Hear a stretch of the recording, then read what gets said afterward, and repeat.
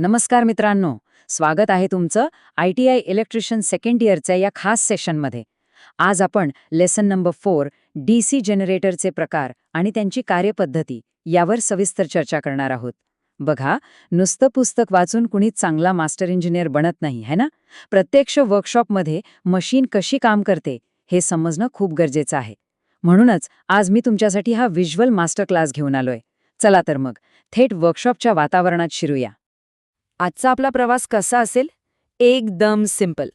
आधी मशीनची ओळख आणि रचना बघू, मग एक्साइटंटचे प्रकार, त्यानंतर शंट आणि सिरीज जनरेटर्सचे सिक्रेट्स उलगडू, पुढे कंपाऊंड जनरेटरचे प्रकार आणि सगळ्यात भारी म्हणजे क्युम्युलेटिव्ह विरुद्ध डिफरेन्शियलची लढाई.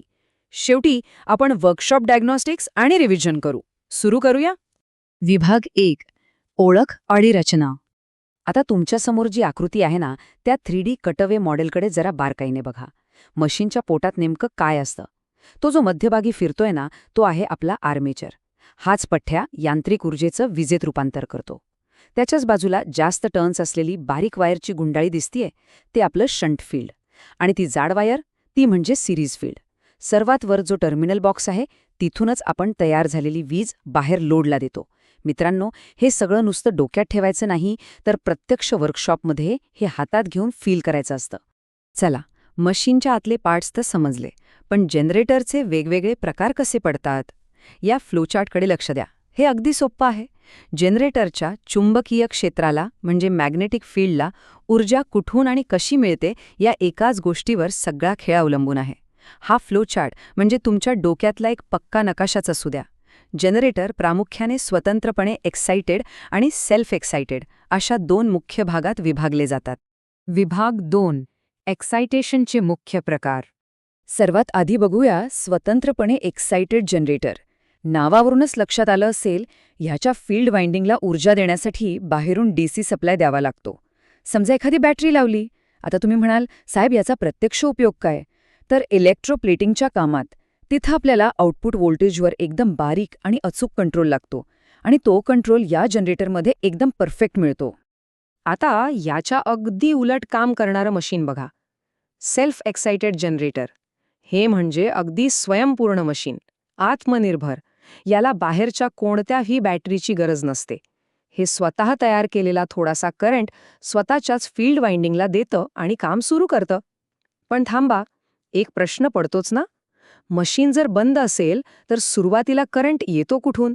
पहिली ठिणगी कुठून पडते? तर मित्रांनो, इथंच खरी जादू आहे. शिल्कीय चुंबकत्व म्हणजेच रेसिड्युअल मॅग्नेटिझम. जनरेटर बंद पडल्यावरही त्याच्या लोखंडी पोजमध्ये थोडंसं चुंबकत्व शिल्लक राहतं आणि सुरुवातीचा व्होल्टेज तयार करण्यासाठी हेच चुंबकत्व अत्यंत महत्त्वाचं असतं. एका गोष्टीची नेहमी खुणगाट बांधून ठेवा. जर मशीनमधलं हे शिल्कीय चुंबकत्व संपलं ना, तर ती सेल्फ एक्साइटेड मशीन नुसती गोलगोल फिरत राहील, पण 1 व्होल्ट सुद्धा तयार करणार नाही. विभाग 3, शंट आणि सिरीज जनरेटर. आता सेल्फ एक्साइटेड जनरेटरच्या कुटुंबातल्या या 2 महत्त्वाच्या भावांना भेटा.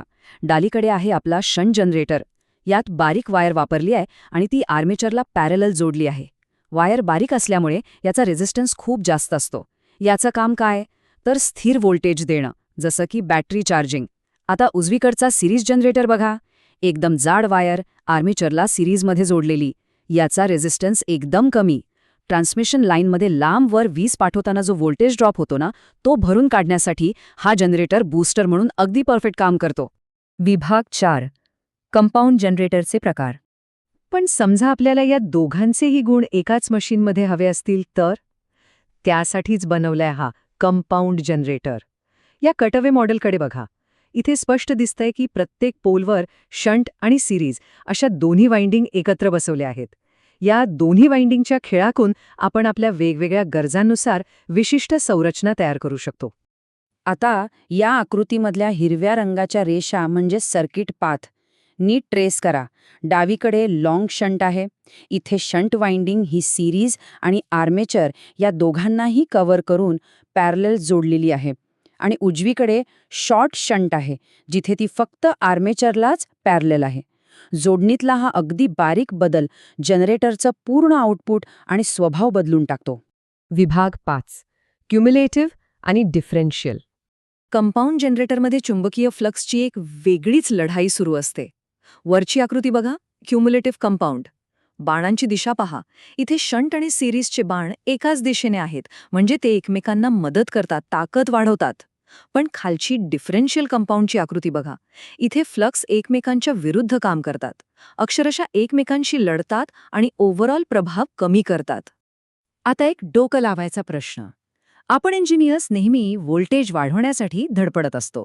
मग मला सांगा, वर्कशॉपमध्ये मुद्दाम स्वतःचं व्होल्टेज ड्रॉप करणाऱ्या मशीनची म्हणजेच डिफरेन्शियल जनरेटरची गरज कधी आणि का पडेल? विचार करा बरं. सापडलं उत्तर? त्याचं अचूक उत्तर आहे आर्क वेल्डिंग. बघा, वेल्डिंग करताना जेव्हा इलेक्ट्रोड धातूला टेकतो तेव्हा तिथे शॉर्ट सर्किट होतं. जर त्यावेळी मशीनने जास्तीत जास्त करंट दिला तर मशीन जळून खाक होईल. पण डिफरेन्शियल जनरेटर वापरला तर लोड वाढला की आतले फ्लक्स एकमेकांना एवढा विरोध करतात की व्होल्टेज थेट झपाट्याने शून्यावर येतं. हेच ते भारी तंत्रज्ञान आहे जे शॉर्ट सर्किटच्या वेळी मशीनला स्वतःलाच जळण्यापासून वाचवतं. आता याच्या अगदी उलट परिस्थिती बघूया. Cumulative compound generator. आता लिफ्ट किंवा मोठ्या हेवी ड्युटी मशीन्सचा विचार करा. तिथे अचानक खूप मोठा लोड येतो. अशा वेळी जर व्होल्टेज ड्रॉप झालं तर लिफ्टमध्येच अडकून पडेल ना. म्हणूनच तिथे क्युम्युलेटिव्ह जनरेटर लागतो. लोड वाढला की सिरीज फील्डची ताकद वाढते, ती शंटला मदत करते आणि व्होल्टेजची पातळी कमी न होऊ देता स्थिर ठेवते किंवा वाढवते. यामुळे अवजड मशीन्स एकदम स्मूथ चालतात. विभाग 6. वर्कशॉप डायग्नॉस्टिक्स आणि सारांश. मित्रांनो, वर्कशॉपमध्ये सर्वात जास्त डोकं खाणारा आणि कॉमन प्रॉब्लेम कोणता? जनरेटर व्होल्टेजच बनवत नाहीये. याचं सर्वात मुख्य कारण म्हणजे फील्ड रेझिस्टन्स हा त्याच्या क्रिटिकल रेझिस्टन्सपेक्षा जास्त असणे. जर वाइंडिंगमध्ये फॉल्ट असेल तर व्होल्टेज बनणारच नाही. ही चेकलिस्ट बघा. शंट जनरेटरमध्ये वाइंडिंग सिरीजमध्ये असते का? हे विधान पूर्णपणे चूक आहे. ती नेहमी पॅरलल असते. ही बेसिक्स पक्की असली ना की वर्कशॉपमधला कोणताही फॉल्ट तुम्ही चुटकीसरशी शोधू शकता. आता हा तक्ता बघा. हा नुसता तक्ता नाही तर तुमचा मास्टर पासवर्ड आहे. परीक्षेसाठी आणि खऱ्या वर्कशॉपच्या कामासाठी याचं महत्त्व खूप आहे. शंट बॅटरी चार्जिंगसाठी स्थिर व्होल्टेज, सिरीज लाईनमध्ये बूस्टर म्हणून, क्युम्युलेटिव्ह लिफ्टसारख्या हेवी लोडसाठी आणि डिफरेन्शियल वेल्डिंगसाठी एकदम फिक्स. हा एकच तक्ता डोक्यात फिट बसवा. जनरेटरच्या बाबतीत तुम्हाला कोणीच कधी हरू शकणार नाही. तर मित्रांनो, या इंजिनियर्स ब्लूप्रिंटसोबत आपला आजचा हा माहितीपट इथेच थांबूया. लक्षात ठेवा, एका साध्या इलेक्ट्रिशियन आणि सिनियर मास्टर इलेक्ट्रिशियनमध्ये काय फरक असतो? हे 3 नियम. पहिला, कनेक्शन ठरवता आउटपुट. दुसरा, चुंबकीय फ्लक्सचा खेळ समजणं. आणि तिसरा, योग्य कामासाठी योग्य जनरेटर निवडणं. तुम्ही ITI सेकंड इयरचे विद्यार्थी आहात, उद्याचे इंजिनियर आहात. आता जाता जाता एका प्रश्नावर नक्की विचार करा. जर चुकून तुम्ही वेल्डिंगच्या कामासाठी डिफरेन्शियल ऐवजी क्युम्युलेटिव्ह जनरेटर जोडला तर मशीनचं आणि त्या ऑपरेटरचं काय होईल? विचार करा आणि मशीनचे फंडे असेच पक्के करत राहा. धन्यवाद.